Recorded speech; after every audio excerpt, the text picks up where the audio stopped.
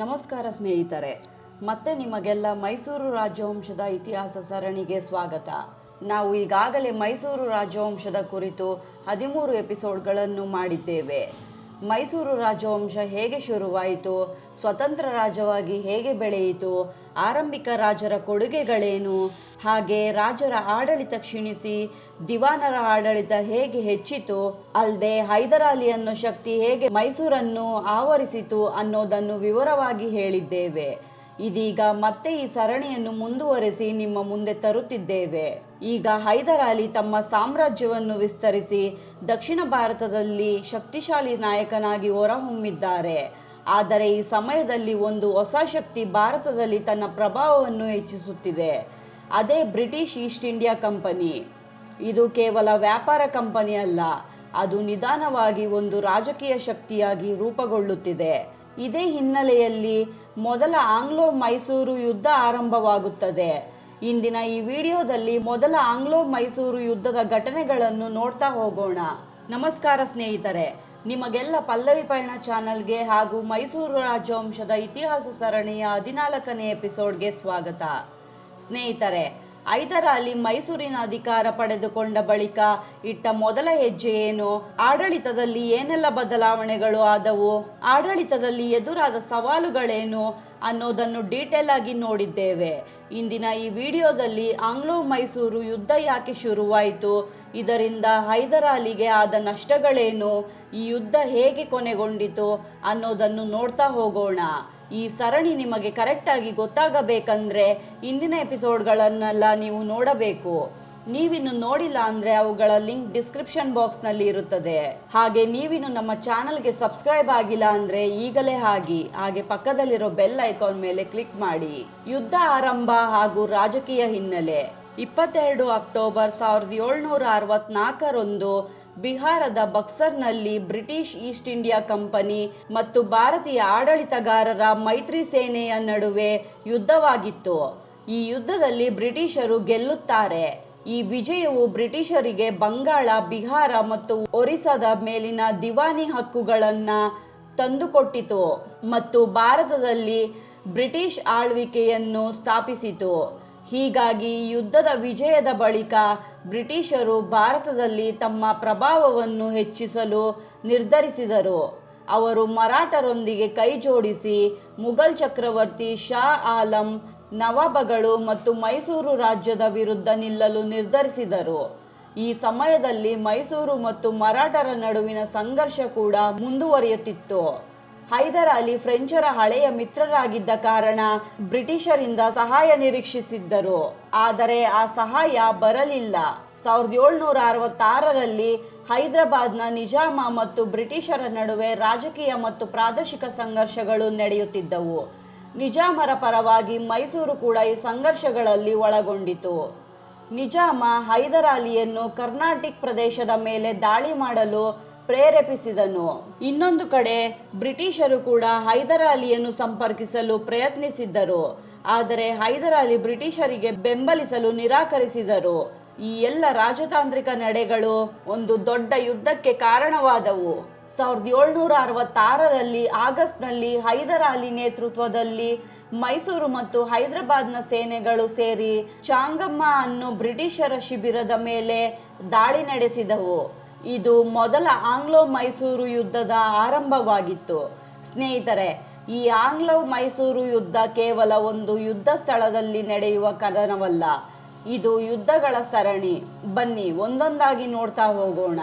ಪ್ರಾರಂಭಿಕ ಹೋರಾಟಗಳು ಮತ್ತು ಚಾಂಗಮ್ಮ ಯುದ್ಧ. ಹೈದರಾಲಿ ಮತ್ತು ನಿಜಾಮ ಸೇನೆಗಳು ಸೇರಿ ಚಾಂಗಮ್ಮ ಅನ್ನೋ ಬ್ರಿಟಿಷ್ ನೆಲೆ ಮೇಲೆ ದಾಳಿ ನಡೆಸಿದರು. ಇವರ ಸೇನೆ ಸುಮಾರು 70,000 ಇದ್ದರೂ ಬ್ರಿಟಿಷರ ಬಳಿ ಕೇವಲ 7,000 ಸೈನಿಕರು ಮಾತ್ರ ಇದ್ದರು. ಆದರೂ ಆ ಯುದ್ಧದಲ್ಲಿ ಹೈದರಾಲಿ ಭಾರಿ ನಷ್ಟ ಅನುಭವಿಸಿದರು. ಯುದ್ಧ ಸ್ಥಳದಿಂದ ಹಿಂತಿರುಗಬೇಕಾಯಿತು. ಹಾಗಂತ ಹೈದರಾಲಿ ಸುಮ್ಮನಾಗಲಿಲ್ಲ. ಚಾಂಗಮ್ಮನದ ಸೋಲಿನ ನಂತರ ಅವರು ಕಾವೇರಿ ಪಟ್ಟಣವನ್ನು ವಶಪಡಿಸಿಕೊಂಡರು. ಸೆಪ್ಟೆಂಬರ್ 1767ರಲ್ಲಿ ತಿರುವನ್ನಾಮಲೈ ಯುದ್ಧದಲ್ಲಿ ಮತ್ತೆ ಬ್ರಿಟಿಷರ ಜೊತೆ ಹೋರಾಟ ನಡೆಯಿತು. ಇದು ಮಳೆಗಾಲದ ಸಮಯವಾಗಿತ್ತು. ಆದರೂ ಹೈದರಾಲಿ ಹಿಂತಿರುಗಲಿಲ್ಲ. ಮಳೆಗಾಲದಲ್ಲೂ ಯುದ್ಧ ಮುಂದುವರೆಸಿದರು. ಸಾಮಾನ್ಯವಾಗಿ ಸೇನೆಗಳು ಈ ಸಮಯದಲ್ಲಿ ಯುದ್ಧ ನಿಲ್ಲಿಸುತ್ತವೆ, ಆದರೆ ಹೈದರ್ ಅಲಿ ಅದನ್ನು ಲೆಕ್ಕಿಸದೆ ಮುಂದುವರೆಸಿದರು. ಅಲ್ಲಿ ಕೂಡ ಹೈದರ್ ಅಲಿ ಸೋಲನ್ನು ಅನುಭವಿಸಬೇಕಾಯಿತು. ಇದಾದ ಬಳಿಕ ಬ್ರಿಟಿಷರು ಹೆಚ್ಚಿನ ಸಹಾಯ ಮತ್ತು ಸರಬರಾಜಿಗಾಗಿ ತಿರುವನ್ನಾಮಲೈ ಕಡೆ ಹಿಂತಿರುಗಿದರು. 1767ರ ನವೆಂಬರ್ನಲ್ಲಿ ಹೈದರ್ ಅಲಿ ಅಂಬೂರು ಕೋಟೆಯನ್ನು ಸುತ್ತುವರೆದರು. ಈ ಸಮಯದಲ್ಲಿ ಹೈದರ್ ಅಲಿ ಒಂದು ತಂತ್ರ ಪ್ರಯೋಗಿಸಿದರು. ಅಂಬೂರು ಕೋಟೆಯ ಬ್ರಿಟಿಷ್ ಕಮಾಂಡರ್ಗೆ ದೊಡ್ಡ ಪ್ರಮಾಣದ ಲಂಚ ನೀಡಲು ಯತ್ನಿಸಿದರು, ಆದರೆ ಆ ಕಮಾಂಡರ್ ಅದನ್ನು ನಿರಾಕರಿಸಿದನು. ಇದೇ ವೇಳೆ ಹೈದರ್ ಅಲಿಯನ್ನು ಎದುರಿಸಲು ಬ್ರಿಟಿಷರು ಮತ್ತೆ ಸೇನೆ ಕಳುಹಿಸಿದರು. ಡಿಸೆಂಬರ್ನಲ್ಲಿ ಬ್ರಿಟಿಷರ ನೆರವು ಸೇನೆಗೆ ಬಂದ ನಂತರ ಹೈದರ್ ಅಲಿ ಹಿಂತಿರುಗಬೇಕಾಯಿತು. ಈ ಸಮಯದಲ್ಲಿ ಹೈದರ್ ಅಲಿ ಸೇನೆಯ ಯುರೋಪಿಯನ್ನ ಕುದುರೆಪಡೆ ಕೂಡ ಅವರನ್ನು ಬಿಟ್ಟು ಬ್ರಿಟಿಷರ ಕಡೆಗೆ ಹೋಯಿತು. ಇದು ಹೈದರ್ ಅಲಿಗೆ ದೊಡ್ಡ ಹಿನ್ನಡೆ ಅಂತಾನೆ ಹೇಳಬಹುದು. ಇದರ ಜೊತೆಗೆ ಬ್ರಿಟಿಷರ ನಿಜಾಮ ಜೊತೆ ಗುಪ್ತ ಒಪ್ಪಂದ ಮಾಡಿಕೊಂಡರು. ಇದರಿಂದ ಹೈದರ್ ಅಲಿ ಮತ್ತು ನಿಜಾಮ ನಡುವಿನ ಮೈತ್ರಿ ಮುರಿಯಿತು. 1768ರಲ್ಲಿ ನಿಜಾಮ ಹೈದರಾಬಾದೊಂದಿಗೆ ಹಿಂತಿರುಗಿ ಬ್ರಿಟಿಷರೊಂದಿಗೆ ಒಪ್ಪಂದ ಮಾಡಿಕೊಂಡನು. ಹೈದರ್ ಅಲಿ ಶಾಂತಿ ಮಾತುಕತೆ ಮಾಡಲು ಪ್ರಯತ್ನಿಸಿದರು, ಬ್ರಿಟಿಷರು ಅದನ್ನು ನಿರಾಕರಿಸಿದರು. 1768ರಲ್ಲಿ ಬ್ರಿಟಿಷರು ಮಲಬಾರ್ ಕರಾವಳಿಯಲ್ಲಿ ದಾಳಿ ನಡೆಸಿದರು. ಹೈದರ್ ಅಲಿ ನೌಕಾಪಡೆಯಲ್ಲಿದ್ದ ಯುರೋಪಿಯನ್ ಅಧಿಕಾರಿಗಳು ಅಸಮಾಧಾನದಿಂದ ಅವರನ್ನು ಬಿಟ್ಟು ಹೋದರು. ಈ ಸಮಯವನ್ನು ಬಳಸಿಕೊಂಡು ಬ್ರಿಟಿಷರು ಮಂಗಳೂರಿನ ಸುಲಭವಾಗಿ ವಶಪಡಿಸಿಕೊಂಡರು. ಆದರೆ ಹೈದರ್ ಅಲಿ ವೇಗವಾಗಿ ಪ್ರತಿಕ್ರಿಯಿಸಿದರು. ತಮ್ಮ ಮಗ ಟಿಪ್ಪು ಸುಲ್ತಾನ್ ಅವರನ್ನು ಮುಂದೆ ಕಳುಹಿಸಿ ನಂತರ ತಾವು ಮಲಬಾರ್ ಕಡೆಗೆ ತೆರಳಿದರು. ಅವರು ಮಂಗಳೂರನ್ನು ಮತ್ತೆ ವಶಪಡಿಸಿಕೊಂಡು ಬ್ರಿಟಿಷರನ್ನು ಹೊರಹಾಕಿದ್ದರು. ಮಂಗಳೂರನ್ನು ಮತ್ತೆ ವಶಪಡಿಸಿಕೊಂಡ ನಂತರ ಹೈದರ್ ಅಲಿ ಒಂದು ಮಹತ್ವದ ವಿಷಯವನ್ನು ತಿಳಿದುಕೊಂಡರು. ಮಂಗಳೂರಿನ ಕ್ಯಾಥೋಲಿಕ್ ಕ್ರಿಶ್ಚಿಯನ್ ಸಮುದಾಯದ ಕೆಲವರು ಬ್ರಿಟಿಷರಿಗೆ ಸಹಾಯ ಮಾಡಿದ್ದಾರೆ ಅನ್ನೋದು ಅವರ ಗಮನಕ್ಕೆ ಬಂತು. ಹೈದರ್ ಅಲಿ ಇದನ್ನು ನೇರವಾಗಿ ದೇಶದ್ರೋಹವೆಂದು ಪರಿಗಣಿಸಿದರು. ಈ ಹಿನ್ನೆಲೆಯಲ್ಲಿ ಅವರು ಮಂಗಳೂರಿನ ಒಂದು ಪೋರ್ಚುಗೀಸ್ ಅಧಿಕಾರಿಯನ್ನು ಹಾಗೂ ಕೆಲ ಕ್ರಿಶ್ಚಿಯನ್ ಪಾದ್ರಿಗಳನ್ನು ತಮ್ಮ ಬಳಿಗೆ ಕರೆಸಿದರು. ಈ ಘಟನೆಗೆ ಯಾವ ರೀತಿ ಶಿಕ್ಷೆ ನೀಡಬೇಕು ಎಂಬುದರ ಬಗ್ಗೆ ಅವರ ಅಭಿಪ್ರಾಯವನ್ನು ಕೇಳಿದರು. ಆ ಸಮಯದಲ್ಲಿ ಆ ಪೋರ್ಚುಗೀಸ್ ಅಧಿಕಾರಿ ಒಂದು ಕಠಿಣ ಸಲಹೆಯನ್ನು ನೀಡಿದನು. ತನ್ನ ದೇಶದ ನಿಯಮಗಳ ಪ್ರಕಾರ ರಾಜನಿಗೆ ದ್ರೋಹ ಮಾಡುವವರಿಗೆ ಮರಣದಂಡನೆ ನೀಡುವುದು ಸರಿಯಾದ ಶಿಕ್ಷೆ ಅಂತ ಅವನಿಗೆ ತಿಳಿಸಿದನು. ಆದರೆ ಸ್ನೇಹಿತರೆ, ಇಲ್ಲಿ ಹೈದರ್ ಅಲಿ ಅವರ ನಾಯಕತ್ವದ ಮತ್ತೊಂದು ಮುಖ ಕಾಣಿಸುತ್ತದೆ. ಅವರು ಕೇವಲ ಯೋಧನಲ್ಲ, ಒಬ್ಬ ಚತುರ ಮತ್ತು ಸಮತೋಲನದ ನಾಯಕ. ಅವರು ಆ ಕಠಿಣ ಸಲಹೆಯನ್ನು ಅನುಸರಿಸಲಿಲ್ಲ. ತಪ್ಪಿತಸ್ಥರಾಗಿದ್ದ ಕ್ರಿಶ್ಚಿಯರನ್ನು ಬಂಧಿಸಿ ಕಾರಾಗೃಹಕ್ಕೆ ಹಾಕುವ ನಿರ್ಧಾರವನ್ನು ತೆಗೆದುಕೊಂಡರು. ಇದಾದ ನಂತರ ಅವರು ಪೋರ್ಚುಗೀಸ್ ಜೊತೆ ನೇರ ಮಾತುಕತೆ ನಡೆಸಿದರು. ಈ ಮಾತುಕತೆಯ ಫಲವಾಗಿ ಕ್ರಿಶ್ಚಿಯನ್ ಪಾದ್ರಿಗಳು ಅವರ ಸಮುದಾಯದ ಮೇಲೆ ಇದ್ದ ಅನುಮಾನಗಳನ್ನು ದೂರ ಮಾಡಲಾಯಿತು. ಈ ಸಮತೋಲನದ ನಿರ್ಧಾರದ ಪರಿಣಾಮವಾಗಿ ಮಂಗಳೂರಿನ ಕ್ಯಾಥೋಲಿಕ್ ಸಮುದಾಯದ ಮುಂದಿನ ಅವಧಿಯಲ್ಲಿ ಸುಧಾರಿತವಾಗಿ ಬೆಳವಣಿಗೆಯನ್ನು ಕಂಡಿತು. ಹೈದರ್ ಅಲಿ ಆಡಳಿತದಲ್ಲಿ ಅವರು ಸ್ಥಿರತೆ ಮತ್ತು ಸುರಕ್ಷತೆ ಅನುಭವಿಸಿದರು. ಬೆಂಗಳೂರು ಮತ್ತು ಮರಾಠರ ಸೇನೆ. ಹೈದರ್ ಅಲಿ ಕರ್ನಾಟಕ ಪ್ರದೇಶದಿಂದ ದೂರವಾಗಿದ್ದ ಸಮಯವನ್ನು ಬ್ರಿಟಿಷರು ಸಂಪೂರ್ಣವಾಗಿ ಬಳಸಿಕೊಂಡರು. ಹೈದರ್ ಅಲಿ ಇಂದಿನ ಯುದ್ಧಗಳಲ್ಲಿ ವಶಪಡಿಸಿಕೊಂಡಿದ್ದ ಹಲವಾರು ಪ್ರದೇಶಗಳನ್ನು ಮತ್ತೆ ಕಬಳಿಸಿದರು. ಅಲ್ಲದೆ ಅವರು ತಮ್ಮ ಸೇನೆಯನ್ನು ದಕ್ಷಿಣದತ್ತ ಮುಂದುವರೆಸಿ ಡಿಂಡಿಗಲ್ ಪ್ರದೇಶದವರೆಗೂ ತಮ್ಮ ಪ್ರಭಾವವನ್ನು ವಿಸ್ತರಿಸಿದರು. ಇದಷ್ಟೇ ಅಲ್ಲ ಸ್ನೇಹಿತರೆ, ಬ್ರಿಟಿಷರು ಮತ್ತೊಂದು ಮಹತ್ವದ ತಂತ್ರ ಬಳಸಿದರು. ಅವರು ಮರಾಠರನ್ನು ಕೂಡ ಆ ಯುದ್ಧದಲ್ಲಿ ಸೇರಿಸಿಕೊಳ್ಳಲು ಯಶಸ್ವಿಯಾದರು. 1768ರ ಆಗಸ್ಟ್ನಲ್ಲಿ ಮರಾಠ ಸೇನೆ ಕರ್ನಲ್ ಸ್ಮಿತ್ ನೇತೃತ್ವದ ಬ್ರಿಟಿಷ್ ಸೇನೆಯೊಂದಿಗೆ ಉಸ್ಕೋಟಾ ಪ್ರದೇಶದಲ್ಲಿ ಸೇರಿತು. ಈ ಮೈತ್ರಿ ಸೇನೆ ನಂತರ ಬೆಂಗಳೂರನ್ನು ಸುತ್ತುವರಿಸಲು ಸಿದ್ಧತೆ ಆರಂಭಿಸಿತು. ಆದರೆ ಇಲ್ಲಿ ಹೈದರ್ ಅಲಿ ಅವರ ವೇಗ ಮತ್ತು ತಂತ್ರ ಮತ್ತೆ ಕಾಣಿಸುತ್ತದೆ. ಅವರು ಮಲಬಾರ್ನಿಂದ ವೇಗವಾಗಿ ಹಿಂತಿರುಗಿ ಆಗಸ್ಟ್ 9ರಂದು ಬೆಂಗಳೂರಿಗೆ ತಲುಪಿದರು. ಇದರಿಂದ ಮೈತ್ರಿ ಸೇನೆಯ ಸುತ್ತುವರಿ ಯೋಜನೆ ಪೂರ್ಣಗೊಳ್ಳುವ ಮೊದಲ ಅಡಚಣೆ ಉಂಟಾಯಿತು. ಆಗಸ್ಟ್ 22ರಂದು ಉಸ್ಕೋಟಾ ಯುದ್ಧದಲ್ಲಿ ಹೈದರ್ ಅಲಿ ತಮ್ಮ ಮೈಸೂರು ಸೇನೆಯೊಂದಿಗೆ ಮರಾಠ ಶಿಬಿರದ ಮೇಲೆ ದಾಳಿ ನಡೆಸಿದ್ದರು.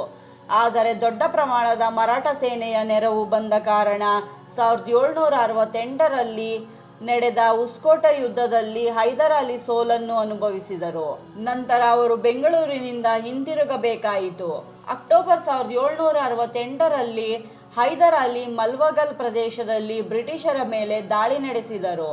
ಒಂದು ಸಣ್ಣ ಬ್ರಿಟಿಷ್ ಪಡೆ ಅವರನ್ನು ಎದುರಿಸಿತು. ಆದರೆ ಒಂದು ತಂತ್ರದ ಮೂಲಕ ಬ್ರಿಟಿಷರು ತಮ್ಮನ್ನು ಉಳಿಸಿಕೊಂಡರು. ದೂರದಲ್ಲಿ ಕಣ್ಣಿಗೆ ಕಾಣಿಸುವಂತೆ ತೋಪು ಹಾರಿಸಿ ದೊಡ್ಡ ಸೇನೆ ಬರುತ್ತಿದೆ ಅನ್ನೋ ಭಾವನೆ ಉಂಟು ಮಾಡಿದರು. ಇದರಿಂದ ಹೈದರ್ ಅಲಿ ಹಿಂತಿರುಗಿದರು. ಈ ಯುದ್ಧದಲ್ಲಿ ಹೈದರ್ ಅಲಿ ಸುಮಾರು 1,000 ಸೈನಿಕರನ್ನು ಕಳೆದುಕೊಂಡರು. ಕೊನೆಯ ಹಂತ ಮಡ್ರಾಸ್ ಕಡೆಗೆ ದಾಳಿ. 1768ರ ಕೊನೆಯಲ್ಲಿ ಹೈದರ್ ಅಲಿ ತಮ್ಮ ಸೇನೆಯನ್ನು 2 ಭಾಗಗಳಾಗಿ ವಿಭಜಿಸಿ ಕರ್ನಾಟಕ ಪ್ರದೇಶಕ್ಕೆ ಪ್ರವೇಶಿಸಿದರು. ಅವರು ವೇಗವಾಗಿ ಹಲವು ಕೋಟೆಗಳನ್ನು ವಶಪಡಿಸಿಕೊಂಡರು. ನಂತರ ಒಂದು ಸಣ್ಣ ಸೇನೆಯೊಂದಿಗೆ ಕೇವಲ 3 ದಿನಗಳಲ್ಲಿ 130 ಮೈಲು ದೂರವನ್ನು ದಾಟಿ ಮಡ್ರಾಸ್ ನಗರದ ಗಡಿಗೆ ತಲುಪಿದರು. ಈ ದಾಳಿ ಬ್ರಿಟಿಷರನ್ನು ಬೆಚ್ಚು ಬೀಳಿಸಿತು. ಮಡ್ರಾಸ್ ಒಪ್ಪಂದ 1769. ಈ ಒತ್ತಡದಿಂದ ಬ್ರಿಟಿಷರು ಮಾತುಕತೆ ಮಾಡಲು ಒಪ್ಪಿಕೊಂಡರು. 1769ರ ಮಾರ್ಚ್ 29ರಂದು ಮಡ್ರಾಸ್ ಒಪ್ಪಂದ ನಡೆಯಿತು. ಈ ಒಪ್ಪಂದದ ಪ್ರಕಾರ ಯುದ್ಧದ ಮೊದಲು ಇದ್ದ ಸ್ಥಿತಿ ಪುನಃ ಸ್ಥಾಪಿಸಲಾಯಿತು. ಮೈಸೂರು ರಾಜ್ಯಕ್ಕೆ ಕರೂರು ದೊರಕಿತು ಮತ್ತು ಪರಸ್ಪರ ರಕ್ಷಣೆಗೆ ಒಪ್ಪಂದ ಮಾಡಿಕೊಡಲಾಯಿತು. ಆದರೆ ಹೈದರ್ ಅಲಿ ಬಯಸಿದಂತೆ ಸಂಪೂರ್ಣ ಮೈತ್ರಿ ಸಾಧ್ಯವಾಗಲಿಲ್ಲ. ವಿದೇಶಿ ಸಂಬಂಧಗಳು.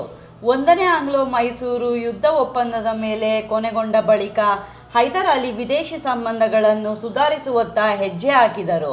ಮಲಬಾರ್ ಕರಾವಳಿಯನ್ನು ಬಳಸಿಕೊಂಡು ಅರಬ್ ಮತ್ತು ಪರ್ಷಿಯನ್ ದೇಶದೊಂದಿಗೆ ವ್ಯಾಪಾರ ಮತ್ತು ಮೈತ್ರಿ ಬೆಳೆಸಲು ಪ್ರಯತ್ನಿಸಿದರು. ಸ್ನೇಹಿತರೆ, ಕೊನೆಯದಾಗಿ ಹೇಳಬೇಕಂದ್ರೆ ಈ ಯುದ್ಧದಲ್ಲಿ ಹೈದರ್ ಅಲಿ ಸೋಲುಗಳನ್ನು ಅನುಭವಿಸಿದರು.